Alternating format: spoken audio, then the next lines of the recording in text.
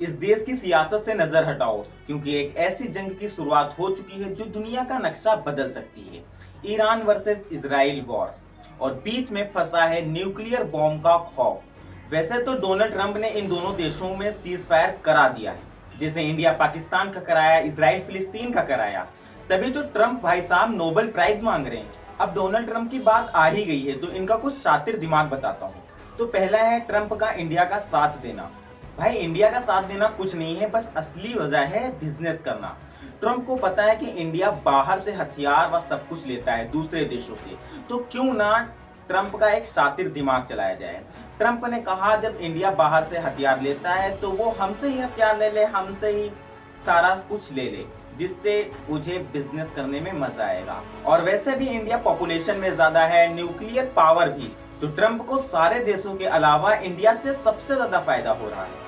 और दूसरा ट्रंप का सबसे बड़ा बिजनेस है वॉर करा के बिजनेस करना, जैसा हुआ इंडिया और पाकिस्तान में। पहले इंडिया से दोस्ती करो, फिर इंडिया के पास जब मिसाइल कम पड़ जाए तो अपने से मिसाइल देखकर बिजनेस करो, और जब मन करे किसी भी देश का सीज फायर करा दो और खुद दादा बनकर बैठ जाओ। ये तो वही बात हुई, रोड पे दो बच्चे आपस में लड़ाई कर रहे हैं, एक बड़ा आदमी आया और दोनों बच्चों को डांट कर लड़ाई बंद करा दी।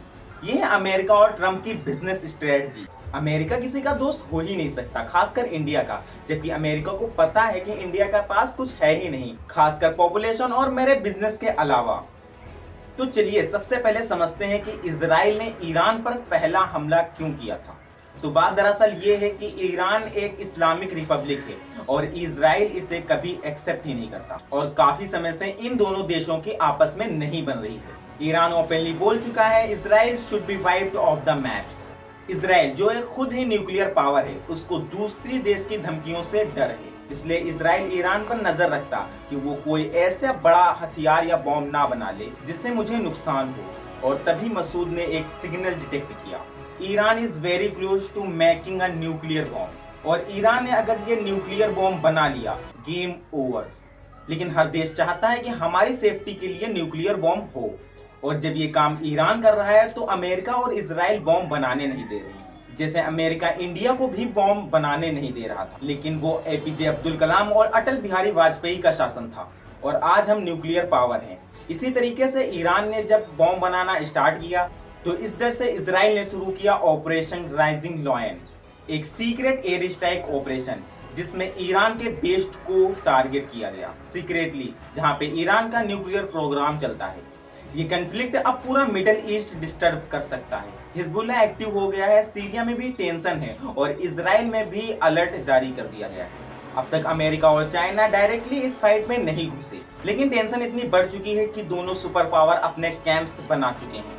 अमेरिका इजराइल के साथ, चाइना इनडायरेक्टली ईरान के साथ। और अगर ईरान ने सच में न्यूक्लियर बॉम्ब बना लिया तो अमेरिका के पास सिर्फ एक ही ऑप्शन बचेगा, वॉर।